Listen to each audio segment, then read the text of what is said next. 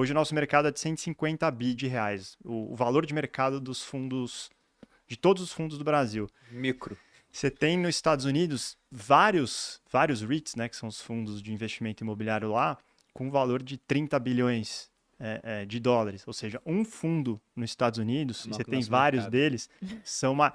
Não é para a gente se sentir.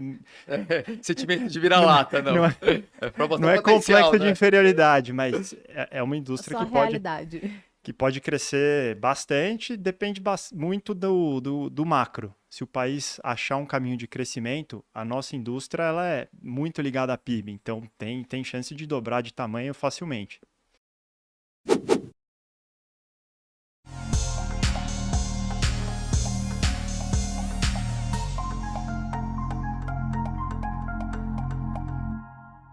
E para quem está assistindo também, como é que funciona o fundo imobiliário em si? Porque o pessoal já viu, poxa, tem vantagens, liquidez, acesso é muito mais democrático, né? Valores muito mais baixos, tem a parte fiscal, isenção de imposto no recebimento, eu posso montar uma carteira diversificada em vários setores que a pessoa física sozinha dificilmente teria acesso. Não sei quem consegue comprar um shopping, uma fazenda inteira aí, né, que está assistindo. Mas como é que funciona a estrutura? Como é que se surge, assim, se cria um fundo de investimento? Quer contar aí um pouquinho? É bem simples, na verdade, Bruno. O fundo ele é uma entidade jurídica que possibilita a comunhão de recursos de vários investidores. Então, o fundo em si ele não é uma empresa, né? A gente fala que ele não tem personalidade jurídica. Tem um administrador que representa ele, que faz toda a parte regulatória e, via de regras, tem um gestor. No caso dos nossos fundos, a Quiné é a gestora, que vai decidir o que comprar com os recursos oriundos dos investidores. Então, é uma comunhão de vários milhares, hoje falando em fundos imobiliários, a gente tem fundos até com 100 mil cotistas. As pessoas aportam dinheiro nesse fundo quando é uma oferta inicial ou um follow-on. Lembrando que os fundos são listados, então você pode depois trocar de mão, independente de quem entrou na oferta inicial, que é o mercado secundário. E esses recursos vão sendo investidos gradativamente, seja em imóveis, seja em CRIs. E o gestor fica encarregado dessa tomada de decisão. Então, dando um exemplo prático aqui, vamos supor que a gente decida criar o fundo imobiliário dos boludinhos. Nosso fundo. A gente faz uma oferta inicial, coloca Eu lá gosto que os convidados não têm a menor noção do que você falou. do nosso Fala apelido. numa A gente tem um naturalidade. apelido entre a gente que vazou para os 2 milhões mais íntimos, que é de Só? boludinhos. A gente se chama assim. Os dois gestores fazem gestão de bilhões de reais. Os boludinhos. Então, mas É. dando exemplo, vamos lançar o fundo imobiliário dos boludinhos. Aí eu falo, pessoal, a gente quer lançar o fundo, a cota vai custar R$100, vocês compram a cota, esses R$100 vem para o fundo, a gente começa a alocar em imóveis. Vai comprando os imóveis e aí a gente é obrigado, por legislação, a distribuir 95% do que a gente tem de resultado dentro de um semestre. Ou seja, vai sobrar dentro do fundo só 5%. E aí, com esses 5%, dificilmente eu consigo comprar um novo imóvel. Mas aí eu vejo o mercado desabando, um monte de imóvel barato. Eu chego para a Malu e falo, amor, vou fazer uma nova emissão de cotas. A gente faz uma nova emissão de cotas, geralmente para quem já é cotista dá um descontinho. Aí o pessoal coloca dinheiro no fundo para que a gente possa comprar mais imóveis. Foi isso que o Flávio falou de follow-on, por exemplo, para quem não tinha pego esse termo. E aqui no Brasil já temos fundos imobiliários com valor de mercado de bilhões, o que até pouco tempo atrás não existia. E vocês acham que essa indústria está só no começo? Pensando, por exemplo, em mercado americano, vocês têm essa comparação? Acha que vai chegar até aquele nível de ter fundo imobiliário com milhares de imóveis, por exemplo? Eu acho que a tendência, assim, e é muito parecido com o que aconteceu lá fora, aconteceu aqui. Hoje você tem uma indústria lá que é trilhão de dólares, né? E numa quantidade muito pequena de entidades, né? De fundos. É que lá, na verdade, é um trust, né? Ele é uma empresa. Aqui no Brasil, como a gente não tem essa questão, tem até umas dificuldades jurídicas, então a gente fez como fundo imobiliário. Então hoje você tem muitos fundos, acho que a gente tem mais ou menos a mesma quantidade já, só que num volume muito menor. Então, eu acho que cada vez mais isso é uma tendência que você vê fundos de estratégia. Eu não tenho mais o fundo do ativo A, do ativo B. Eu tenho um fundo de shopping, eu tenho um fundo de escritório, ou eu tenho um híbrido, que é uma combinação. Exatamente porque isso permita que você faça os follow-ons, vá crescendo. E a vantagem de você ser um fundo maior é que você participa de ativos maiores, tem mais liquidez na bolsa. Quando eu quero entrar e sair do fundo, isso é uma questão importante. Eu diversifico o risco, porque eu vou conseguindo ter vários ativos, vários inquilinos, várias localidades. Então, isso é importante para o investidor.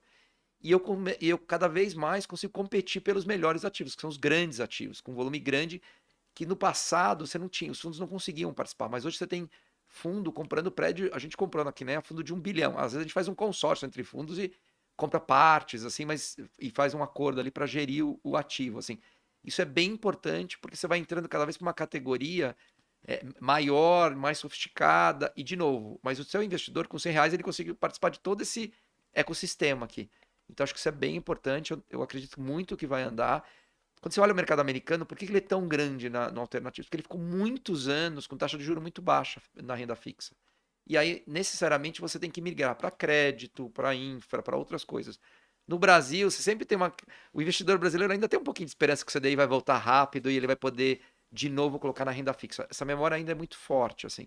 Mas não é muito. Estruturalmente, não é uma coisa muito viável. Porque, legal, tá pagando juros agora, mas alguém, assim, você está desacelerando a economia, as empresas estão sofrendo porque tomaram dívida, você inviabiliza novos projetos, geração de emprego. Tem uma série de consequências de você ter um juro muito alto. Então, estruturalmente, você deveria trazer o juro para um patamar mais normal. Não acho que vai ser o juro que a gente viu lá atrás, mas isso vai fazer com que mais dinheiro migre.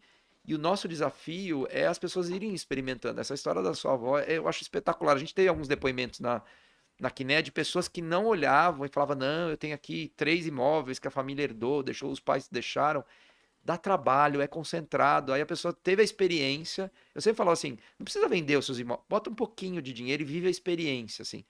É muito interessante a experiência, porque essa coisa, o brasileiro gosta dessa coisa, eu falo que é a mesada, né? Todo mês pinga um dinheirinho na É conta. verdade. Se você não precisa hoje, pega o dividendo e reinvista. Não vai sair gastando aí o dividendo. Pega e reinvista, porque isso é muito poderoso na acumulação de patrimônio. Mas se você já precisa, é melhor, porque ele está muito mais diversificado. Eu nem falei aqui que quando você tem a pessoa física, às vezes tem lá um avalista que garante lá a pessoa física e tal. Na empresa, você tem fiança de banco, você tem seguro, você tem calção. A gente pede muito mais coisa para uma empresa do que pede para uma pessoa física. Então tá muito, não vou dizer que não é risco zero, mas está bem mais protegido, assim. Então acho que tem que exercitar, eu digo para todo mundo, experimenta um pouquinho, vive a experiência. Vai variar a cota, pode ter variação de dividendos, no tijolo pode ter mais do que no CRI, mas acho que tem que viver essa experiência. Eu acho que esse mercado vai crescer muito, muito, muito ainda. E pensando em setores, tem como dar uma geral nos principais setores, inclusive nos setores onde vocês têm fundos específicos para lidar com aquele setor? Então, eu vou falar aqui do tijolo e o Flávio fala aqui dos créditos, né? Porque tem até os de agro também. Hoje, assim, no tijolo, os principais subsetores de tijolo, você tem escritório, que sofreu bastante com a história da pandemia, depois a gente pode contar um pouquinho, mas todo mundo acreditava assim, acabou o escritório, ninguém mais vai trabalhar dentro de um espaço. Para E mim, isso foi um aí, surto coletivo mesmo. Mais um então, mas isso não é uma coisa do Brasil, tá? É uma coisa lá fora também. Você olha os REITs, que são os fundos imobiliários americanos, também estão super descontados, eles continuam descontados, então a gente vê isso como oportunidade. Na pandemia, todo mundo achou que a logística ia ser o melhor, o cavalo foi. Também largou um pouco o shopping. Então você tem escritório, não, que sofreu na pandemia com a história do home office. Aí você Sim. tem shopping, que ficou lá uns 3 meses não pagando dividendo, e todo mundo dizendo, bom, agora que eu comprei na internet, o shopping acabou. E não é verdade, porque shopping no Brasil não é um centro de compra só. Ele é conveniência, ele é segurança, climatização. E segurança para mim é a coisa mais importante, né? Num país que você fica preocupado, você tem que ter 2 celulares e porque os negócios do banco estão no celular, tem que deixar em casa quando você sai na rua. O shopping é um refresco importante, assim. E pra gente eles estão dentro da cidade, está próximo da sua casa. Não é um negócio que você pega o carro, vai até longe para ir ao shopping. Ele tá ali, é muita conveniência. Então você tem escritório, shopping, logística, que foi muito bem na questão da pandemia, você teve um crescimento importante. Você tem hospital, uma classe menor, começa a ter um pouquinho de residencial, que é uma classe lá fora muito grande. Acho que a gente está ainda começando a testar, né, como uma nova classe. Tem o que a gente chama de renda urbana, que são fundos que têm ativos de logística com contratos atípicos, são contratos que o inquilino não pode devolver o imóvel, cancelar o aluguel por um bom período. E aí normalmente você tem universidades e lojas de varejo, supermercados. Então é uma classe importante. Tem uma outra classe hoje que são os Fund of Funds, que o mandato deles eu não sei o que eu escolho, não sei se é melhor estar em shopping, ou em escritório, ou em CRI. Você delega para o gestor para ele fazer a seleção. Hoje é mais ou menos uns 10% do IFIX, lá que é que é a composição do mercado. É uma classe também interessante para os iniciantes. Eu diria que as principais estão aí, e aí eu deixo o Flávio aqui falar um pouco de que tem de crédito aí, que hoje é um percentual importante do mercado de fundo imobiliário. 40%, né? Mais ou menos. Hoje o Até mais, né? Eu acho. está quase em 50%, talvez.